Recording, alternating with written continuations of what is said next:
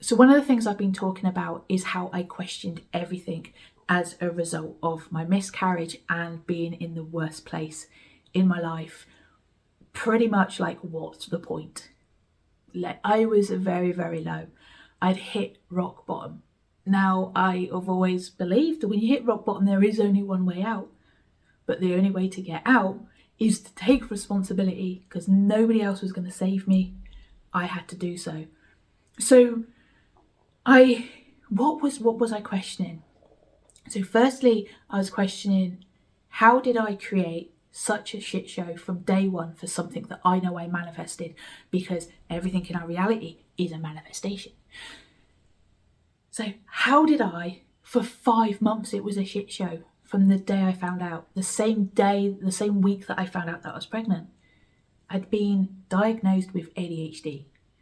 So I also had the overwhelm, the who am I don't know who I am, I can't go on, I can't even get any support because I can't go on any medication because I'm now pregnant. And the fact that, well, if I can't get help for that, that's overwhelming me and stopping for me being able to live, just live life. Impulsive spending, getting into debt. Health, a mess. Couldn't even get through daily life. Giving to everybody, over talking and oversharing, but also giving too much to everybody, because I wanted to be there for everybody, because I was people pleasing. Not necessarily because I was seeking anything in return, but because I wanted to be there for everybody else, because I wasn't being there for me. So my behaviours were massively questioned. My intentions behind the manifestation were massively questioned. The conscious manifesting was massively questioned.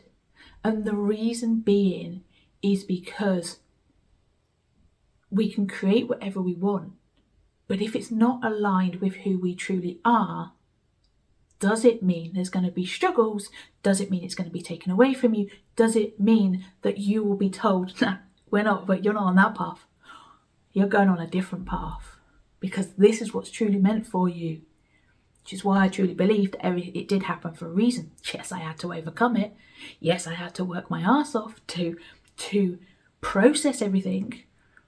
But I did come to a conclusion that it happened for a reason. I questioned my ability as a coach. Now, I know the impact that my coaching has had on some of my clients, and it's been huge. So I know that what I taught was the fact that everything comes from within. You need to figure out you need to be settling your body down, you need to be working on your mind and thinking differently, right? Having a shift in your mindset, talking to yourself in a different way, figuring out your programming from childhood that maybe didn't make you feel good enough, wanted, worthy, loved, appreciated, accepted, whatever it was, right? You went, why were your human needs not being met?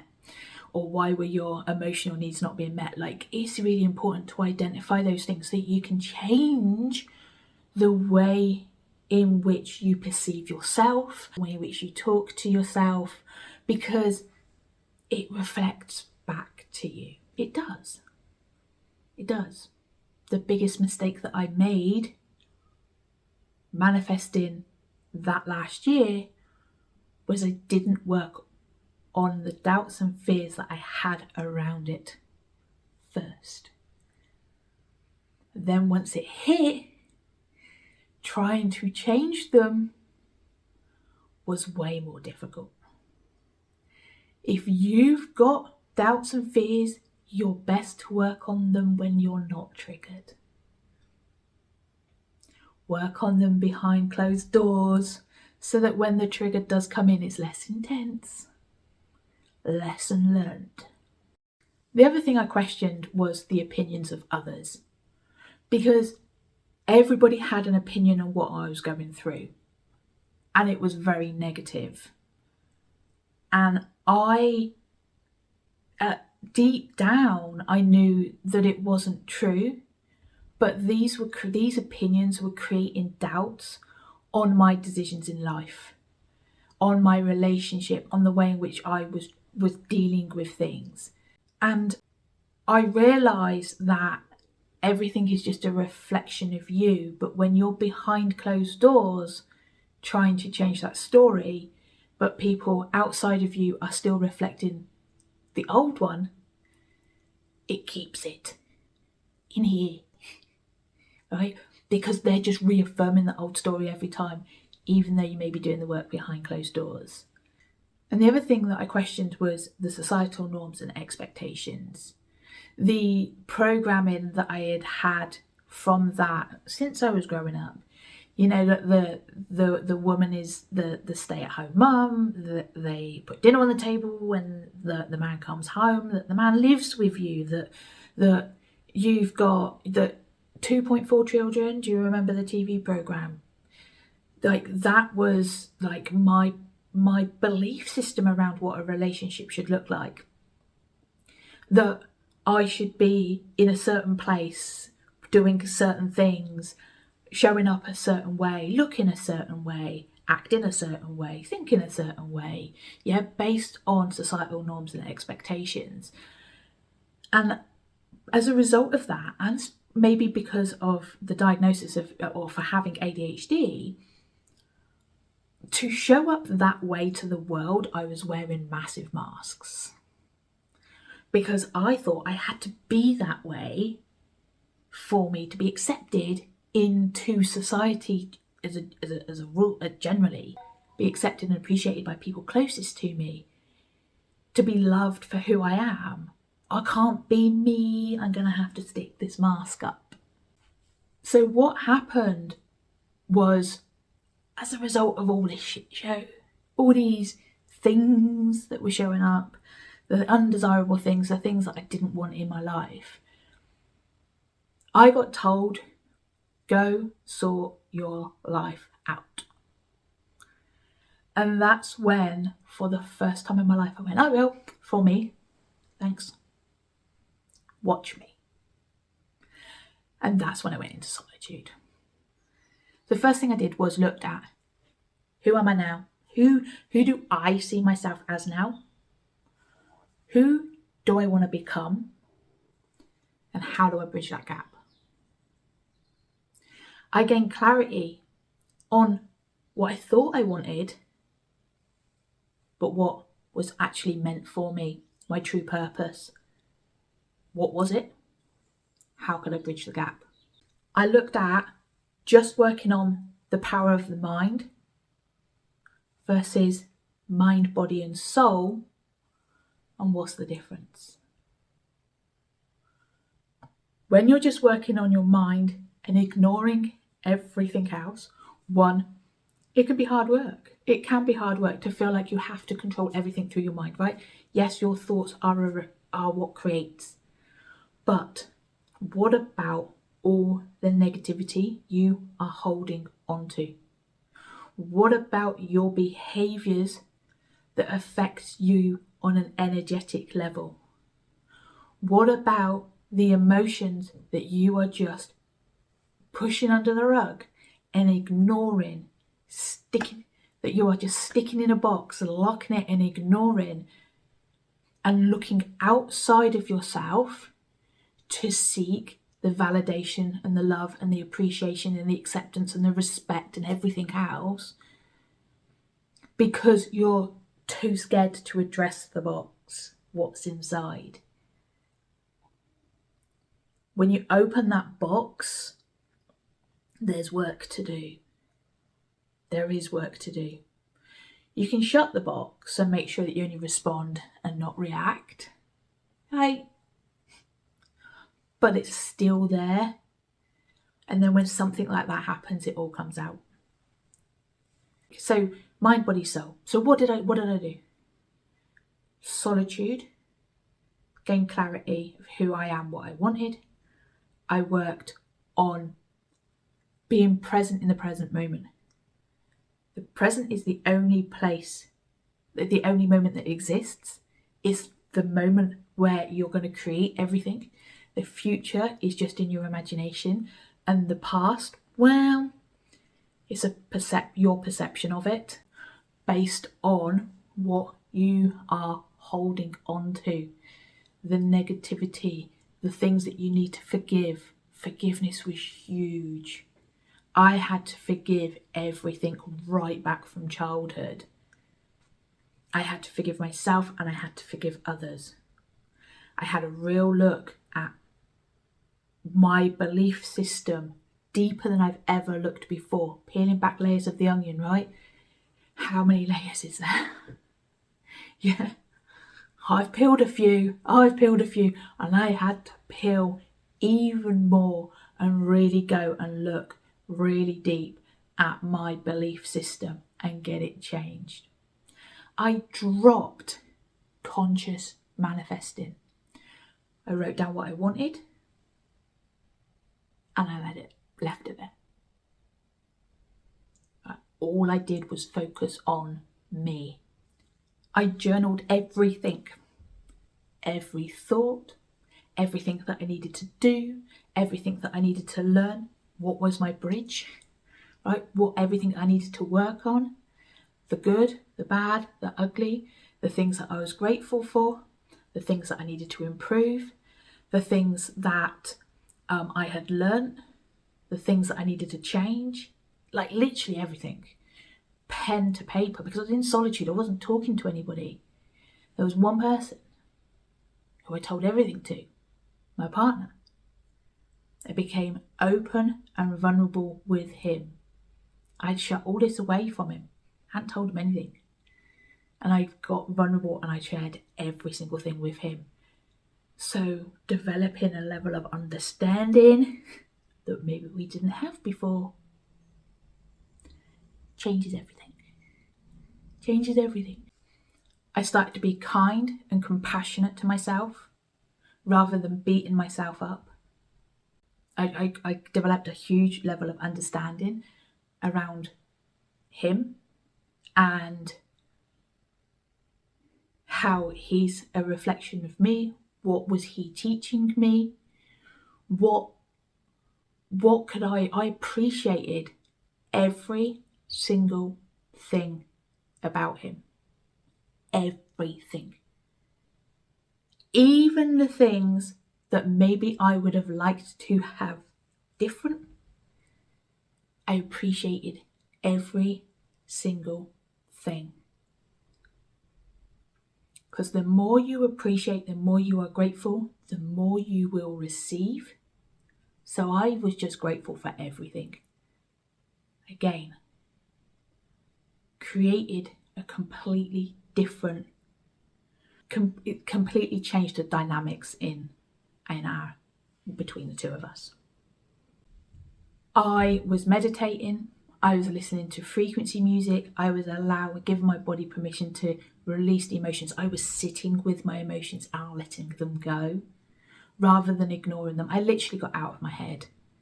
Anything in my head went on paper and then left. And then I focused on my body. I actually went and watched Eat, Love, Pray.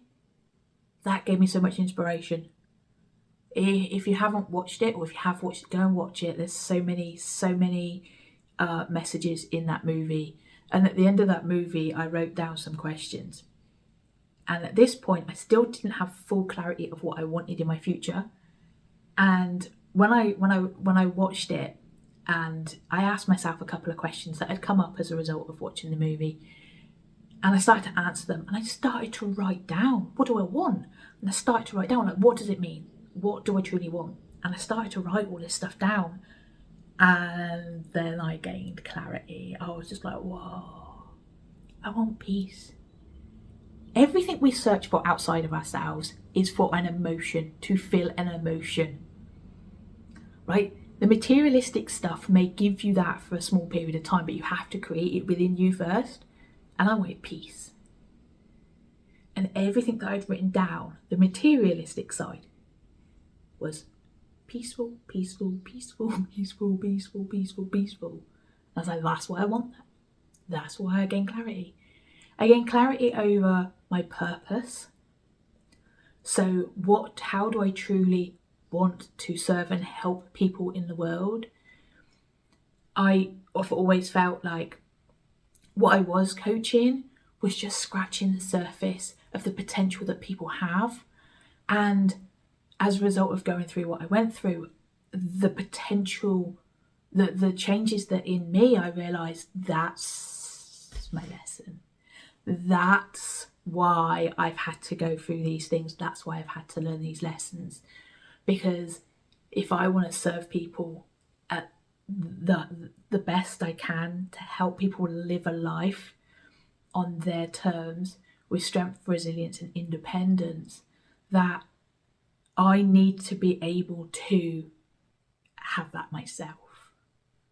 So as a result of questioning all of that, I have overcome the biggest struggle of my life. I have developed strength, resilience and independence in my thoughts, my emotions, my behaviours, and I am living life on my terms because I chose to say no to the opinions of others and the social norms and expectations. I am living life that's way more in peace. It's more in line with who I am. I've dropped the masks and I am being more authentic. I know what it is that I am creating in my life, and I have clarity over where I am now, where I need to be, and the bridge that I need to get there. The peace within me, I'm no longer overwhelmed. Like, my thoughts are so calm. My body is so calm. Yes, 90% peace, 10% things still show up. For starters, I'm female and I have hormones, right? That's part of that 10%. But everything, I'm not so much more at peace. I'm happy. I feel fulfilled. My relationship is the best place it's ever been. I get out of bed in the morning and I want to get going. One, because I've looked after myself, so therefore I've got the energy to even get out of bed. But two, I've got purpose. I know what it is that I'm striving for. I know that it's my goals and my aspirations, and that if I keep them private, because because while I'm keeping it private and working behind closed doors to be the best version of me, to work on what it is that I'm passionate to help others with, and not telling anybody else, I am not creating any doubt or keeping hold of any doubt or fear, because anything that comes up, I am able to work through on my own without somebody continually feeding it. So life is so much better, and that is why I have created my community, where I can serve you guys from a place where I'm looking after me, but also helping you guys to get into a place where you've taken back control. And that is why I am creating weekly trainings for you, so that you can start taking back, so you can start developing strength, resilience and independence in those areas of life. The free ebooks, so that if you like to read rather than listen, or workbooks as well, so that you can work through with thought-provoking questions and guidance to get you into that place. Because when you develop that and you are able to say, no, this is who I am, I'll be authentic, I love me for me, and I don't care what anybody else says, I'm going to live life on my terms. Yes, how empowered you're going to feel about your life it feels good. It feels good. So check out my community. It's a 7-day free trial. There's a training in there already for you to listen to. And if you don't want to join just yet, join my academy. It has a free ebook that explains the journey of the lone wolf, a little bit more of how you can get yourself to this place.